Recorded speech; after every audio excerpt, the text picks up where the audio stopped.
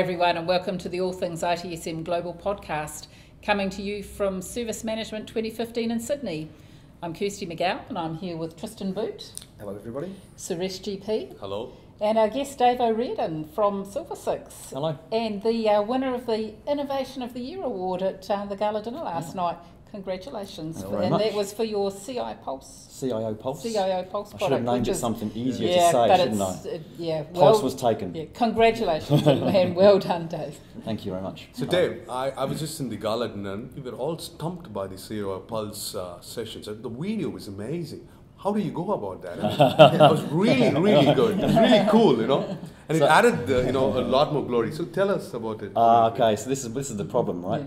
Rather than people asking you about the product, Yeah, they want to know about the video. They say that was a really good video. How did you make the video? Okay, now should I give that away? Is that a trade secret? Just give us a round again of style now. Jibjab.com. Yeah, Look like Jib Jab. that was it. Okay. Was, You can pick a song, upload a photo, and it does the rest for you. And I had to be creative with the subtitles. Yeah. I'm sure you can put a link to it in Yeah, your, I'm sure in the we video can. so But that people can see what we're talking about. Yeah, what I'd like to say is, tell us, what's so special about CIO Pulse? I guess, why was it voted Innovation of the Year last night? I would love to tell you about that. Thank you. Nearly every service management tool out there does surveys. Yeah. Everyone does it. It sounds, and they survey, nothing happens, and then a magic number appears in the management report at the end of the month, and they say our customer sat, if they even look at it, is 3.2. Yeah. So what? Yeah. How do So we improve? what does that need to be? So CIO Pulse superficially is a survey tool, but really it's about a mechanism for capturing customer feedback as IT support teams, or really enterprise support teams. It could be facilities, HR, as well as IT, are supporting the customer, and it gives feedback straight back into the teams in real time as they're supporting the customer.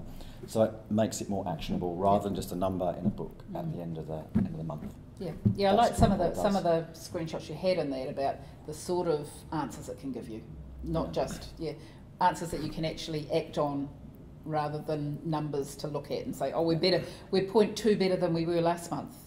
Why are we 0.2 better, and what does that 0.2 mean? The answers that you were showing in that video were real life stuff. Yeah, real time. What's the thing that I can do that is going to help me for next month? Yeah. And I mean, there's some great things you can do. Yeah. We might have talked about this last time. The service recovery paradox.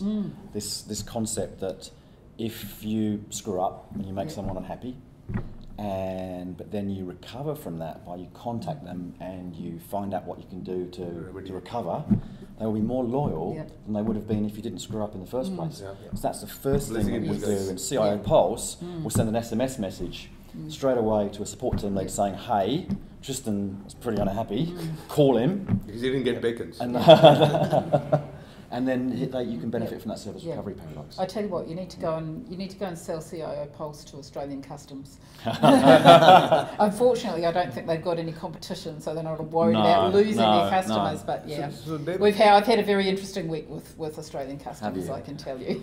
So David, you've been a strong proponent of NPS, and how is this changing the gears in terms of getting attached to the customer, really knowing the perspectives, perceptions, and acting on it? How has this changed? Is it something that's come off late? Has it been something for years, but we didn't? The Net Promoter? Yeah. It's been around for a while. If you look at Google Trends, you can see the interest in it has just been growing steadily, year on year. It doesn't seem to be going anywhere. It's big in the US, it's big in the UK, Europe, and Australia. And I think when it started out, it was just about this measure. And the guy that invented this concept, Fred Reichheld, said it was the one number you need to grow. He made a really big, bold statement that was a bit controversial, saying this is really important. Since then, through a number of iterations of his book, it's evolved into it's not just about a number, it's about what you do with the data. Right. And the data is just what the customer's telling you. You ask them, what's the one thing we could do to improve? And I think as people have done that, rather than just measuring it and plotting it, well, of course it's delivered great results because they're reading what customers are saying and acting on it. So and I think that's just had a groundswell. So you're taking that data that your customers give you and actually turning it into actionable things that you can actually do to improve it. And it's almost, we shouldn't really be calling it data.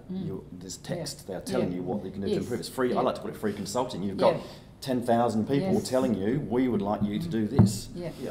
No consultants required. We're putting ourselves out of business. Yeah, that's good. So I guess just to loop back to last night. Obviously, you know, we've talked about the video. Hopefully, they'll be up for people to be seen somewhere. Yeah, and I'll get us to link to it from the Yeah, podcast, and I think you know, everybody in the room was, you know, well-deserved winner for that alone. But you know, I think what does it actually mean for you, you know, as a you know, person out there in the market to actually be recognised, and you know, for an industry award like that? You know, We'll see.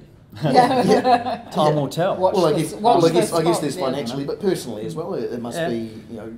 I think I don't know how much last night would change things, but I've been on my soapbox for at least 5 years, talking about the importance of customer focus and this sort of outward in rather than being inward focused, and just getting an eye to a manual and saying, we do that.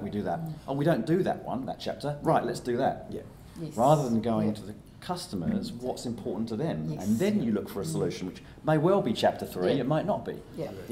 So I personally get some gratification, not just about publicity, but just finally at this conference is about customer value.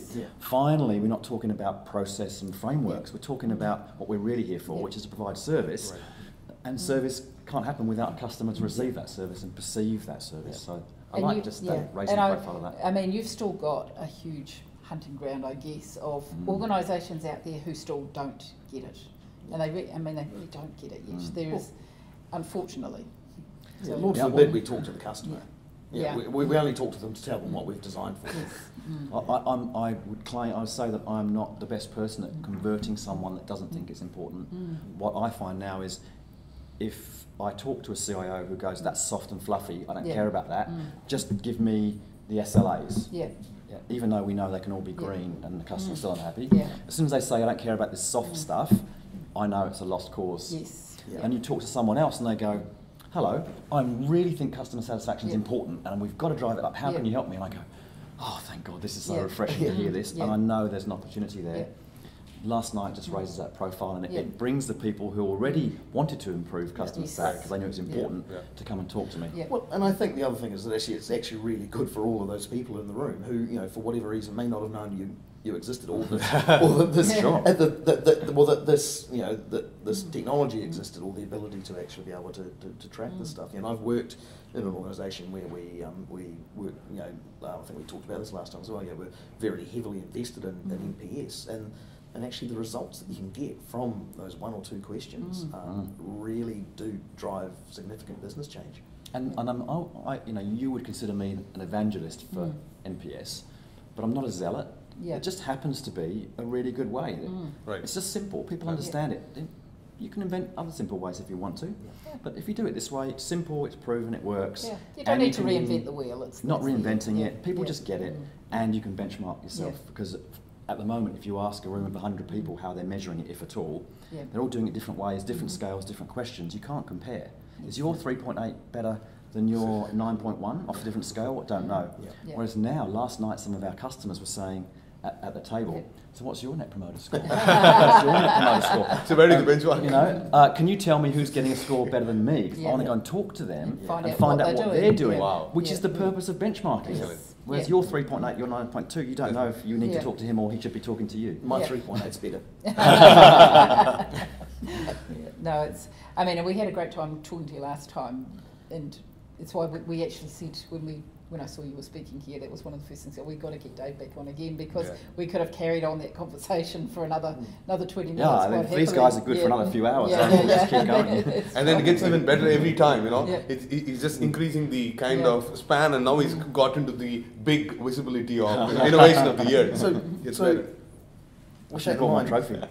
what's actually next? Like, I guess for a brilliant question. Here's that $50 off.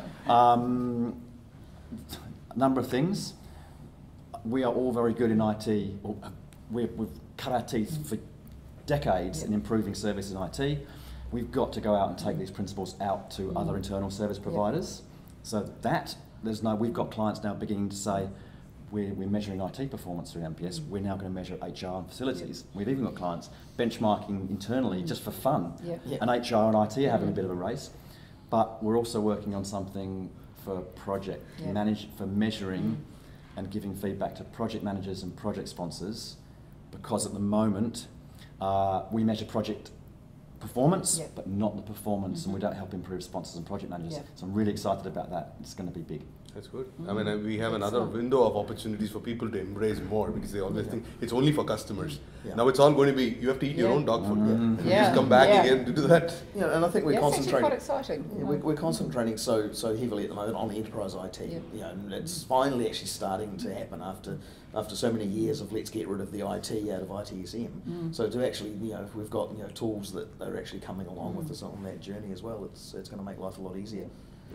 Actually looking at that customer and actually understanding their experience is it's something we haven't in the past been good at, but something that your CIO pulse and just understanding their promoter, it gives us that opportunity, I guess, to walk in their shoes and actually understand what their perception of us is. Not sort of guessing, saying, I think they like us. Someone last night said, "Well, we don't need that. We've got. Why are you asking these questions? Yeah. We've got incident Yeah. resolution and response targets. Yeah. So that's how we're performing. Yeah.